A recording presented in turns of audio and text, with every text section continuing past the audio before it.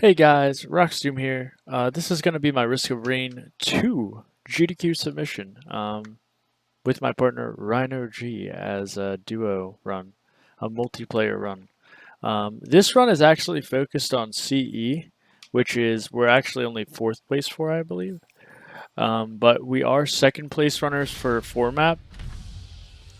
We decided to submit CE because CE is a little bit more interesting of a category. 4-maps kind of is like a cliffhanger. CE gives us like a defined ending. Um, so this seemed like a better submission. Right now we are in the first area. Typically you wanna spawn on this map, not the canyon one. That one is just too big. So this is the best map to spawn on. And we got Beetle. A little bit about Beetle. She spits the this acid. The acid actually does about half your health. You can see Rhino on the left there has about half of his health. He probably got hit by the acid there. She also summons these little like wasp things that slow you, and then she summons small beetles as well. So yeah, typically you just want to make sure you don't get hit by the spit. That's the biggest danger, and if you get hit twice, it could probably kill you in this fight. But overall, not the worst. Pretty easy to avoid getting hit most of the time. We picked the ninja because he has better movement than other characters, so it helps us get around. Basically, we have 2 dashes and a little like swing that pushes us forward. And we actually got whips here, which is a pretty solid starting item. It allows you to move faster when you're not using abilities and when you're out of combat. So that's a pretty nice start to the run here. We stacked those both on Rhino. He is doing the movement mostly. So he picked up both of the whips, and I picked up nothing for this first area. One thing to note is we actually had the harm shrine there, which gives you extra money basically by sacrificing health.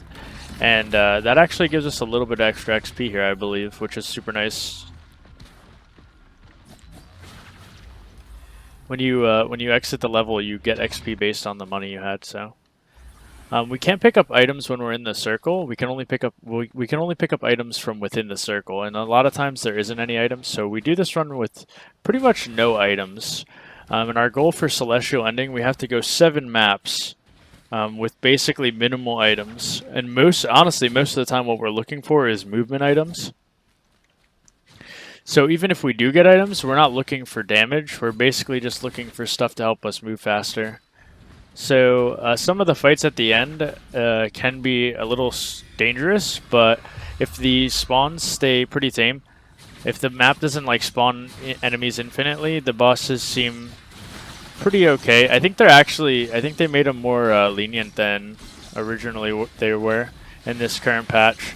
It seems much more consistent to finish a CE run. And some of the new bosses and such seem pretty fine. They're not too big of a trouble, and on the new map especially. We got Beetle Queen again, same thing. Acid Spit is gonna hurt if you get hit by it, and she summons a wasp, which slow you, which isn't a big deal, and then some mini beetles. So this is a pretty simple one. One of the bosses that typically isn't too bad, but the first 2 maps are not really the worry in the run. Here we got 2 beetle glands. We actually don't pick those up. The beetle glands summon a beetle, a large beetle. And they actually can kill things when we're leaving the level, which will delay our exit. So typically we stop fighting things when we go to leave the level, basically. And that helps speed up the process. Also, the teleporter here that we're standing on while it's charging, it charges at like a set rate. It doesn't matter if we kill the boss unless it's already at 99%. We have to kill it before 99%. That way it'll finish the charge and we can exit. But otherwise, it charges at like a minute and a half per thing. So for the first 4 maps, you're charging for 6 minutes at the minimum, and then the rest is how much time it takes to find the teleporter. So a thing to note is we know where the teleporter is. It has these red particles right here, and you can see the red particles in the air right now. Those signify where it is. So a lot of times you can tell where the teleporter is by that. And here we picked up the Prion in time actually, which is super good, and it had a Prion in it. A lot of times you try to get a Prion on this map, it does like massive damage. It does like 2k to the boss, I believe, which is almost a third of this one's health. Which doesn't matter a lot because we'll kill him in time anyways.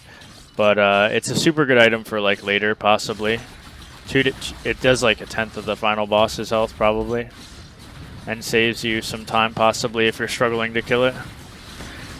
Also, one thing to note, it seems like you can no longer R this chain. You used to be able to R the tether on the ninja, on the character that we're playing.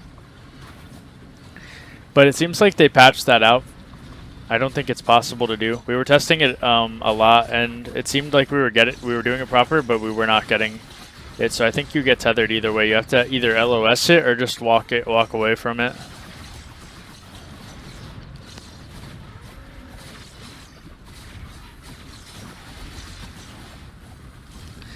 The teapot, that pot isn't that hard to kill. The major problem is on the last map. Sometimes it'll spawn 2. Well, typically on the 7th map before CE, it'll spawn 2 pots, and the problem becomes that they drain at the same time and they nearly one-shot you. So that's one major like danger if you go into CE and you get the double pot at the end. If they both drain at the same time, you could just get demolished. Alright, so this map and the last map, Magma Worm can spawn, which is a super hard boss to fight basically with the ninja. I don't recall if we got Magma Worm here, so I'm gonna see. I kind of want to say we did, but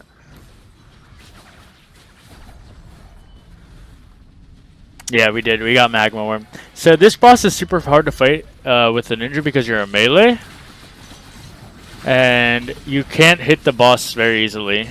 He goes in and out of the ground and flies up into the air. So this makes this fight pretty hard as this character. A lot of times this would cause resets. But we actually beat this one in a decent amount of time. They did make a change to the Magma Worm where he stays lower to the ground. He used to just fly like way up in the air.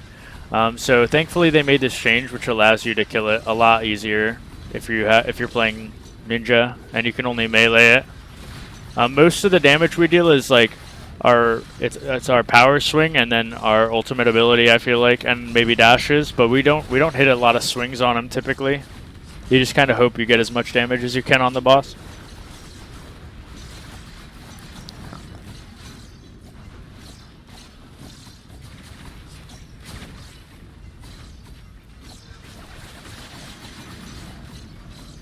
We definitely end up getting him just a little bit before we needed to, which is perfect. We have enough time to wrap up the fight and get to the teleporter on time. So as you can see, it was pretty close. We were at like 90% almost by the time we finished the fight. We got Hoppo Feathers, which is useless, so I just grab them because Rhino doesn't want those. And we hit the teleporter and we're out of here. So that's like one of the worst bosses we could get basically in a run. Again, I have no damage items or movement speed items, so I have pretty much, and I only have 3 items, and 2 of them are Hoppo Feathers, so I have a pretty useless inventory.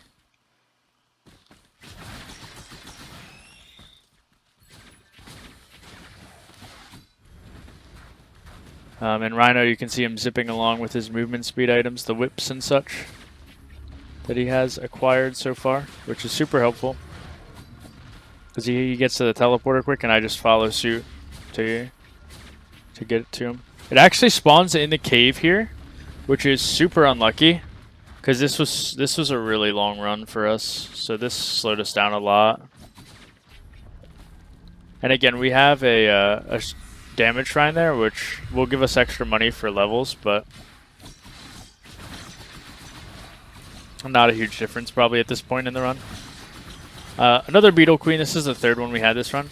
Again, pretty decent boss to get. You're not really worried too much aside from acid, and with the ninja, you're dashing around a lot and you can pretty much avoid it normally. You just gotta be mindful of it just in case.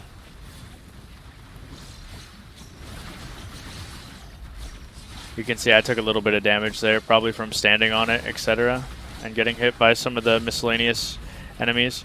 There actually is a lot of enemies here, which is dangerous, which we can kind of just cleave through. We try to cleave through. You can see me dashing through a bunch of them to try and clean that up a little bit. And that'll wrap up that with plenty of time to spare. Again, there's no real items in this area, it seems. We got rose bucklers, which is just a damage reduction. Typically, I don't even need these. Rhino dies later in this run. Shout out to Rhino. So I actually probably should have given him the bucklers because I really don't think I need them at any point during this run.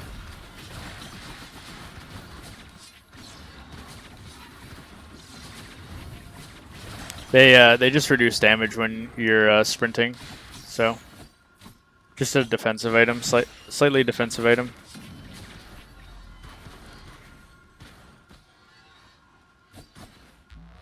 So again, we still have no damage items really helping us out here, which is not helpful, other than I have a Prion, which I don't think I've used really much. We haven't needed it. But yeah, the only thing that we have for damage is that Prion, and then I think he has mostly movement speed stuff. I don't believe he has any major damage stuff either.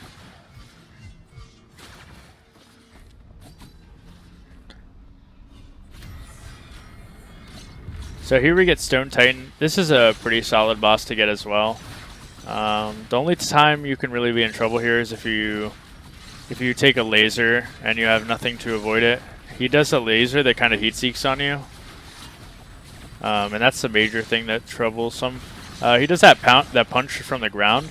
That can do a little bit of damage and it can knock you up, and then you might take fall damage. But I think you could cancel the fall damage typically while you're playing the ninja. With one of your abilities, your dashes will cancel the fall.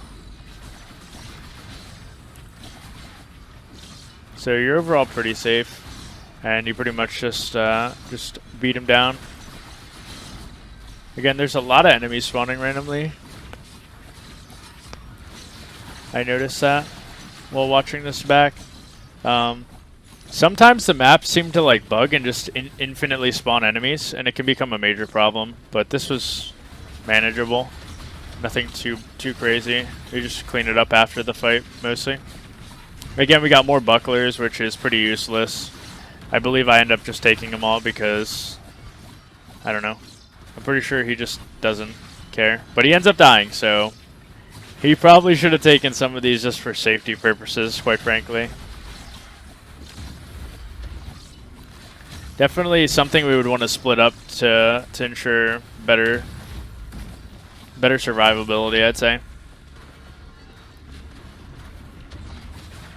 But it's alright, because I'm able to finish the run-up just fine.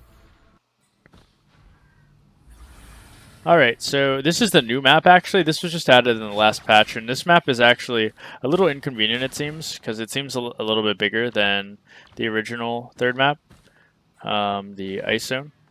So this can be a little tedious, because I think we go all the way up to that platform on the left just to find the teleporter. You can see us kind of looking around. And this is newer, so we're not super familiar with it either, but it seems like it always spawns up while we were doing practice runs, basically. I have seen it down as well, but it'll be obvious if it does. I actually get to this zone really late, too. But this run overall has pretty good pacing. I believe the run would have been about a 16-minute, like 2-second run, which is actually pretty solid. I think our PB is a 15:23. We had I had a really late entrance to this. I think we had a minor inconvenience with the tunnel on the first map when we reset as well. There's a lot of things that kind of slowed us down. We didn't have any quails, and he only had whips, I believe, so his movement speed could have been better. And we had no major damage to help us out, but I don't think it matters a ton on the timer here. He dies, I think, right before the boss dies, basically, here, because he gets caught in an attack, because he didn't have anything to avoid it. So again, the major thing is just making sure to avoid attacks with your dashes for the most part. Right there, I caught in some of that pound he did on the ground. The ground pound does most of the damage here, so if you get caught in that, it'll be pretty painful. You can see he's getting a little low, and there's a lot of enemies again. So we've had pretty unlucky enemy spawns, it seems, over the maps. And we're bringing the boss down basically to the last little bit, and he just gets caught in that one. So there's a bunch of beetles there at the bottom, and I realize that, so I try and cleave them so I can hopefully not get. They do like a big round AoE, and this would be really overwhelming if I got caught in any of it. I'd probably just get one shot. I finish off the boss, and I tag the portal real quick. Thankfully, I didn't forget that we were doing Celestial Ending, because you can click the other portal and it'll just take you to the next map. And I get out just fine there. And from here, this is where you complete Celestial Ending. You literally just run down and click the monolith basically, and then confirm that you're exiting. And that basically, I believe it just kills you really, but yeah, this is like the real ending, I suppose, of the game. If you're not playing on like endless, if you're not just planning to go a million maps, you have to go at least 7 to complete it. So you can see us kind of just parkouring along between these platforms. Nothing too crazy. We both make it actually. Surprised nobody fell, because normally somebody falls, but mainly you want the one person with the movement speed items to get to the end, because they can get there quicker. And again, this one RTA would have been right over like 16 minutes, which is not a bad run. But another great run we'd love to run. Thanks for watching. Peace.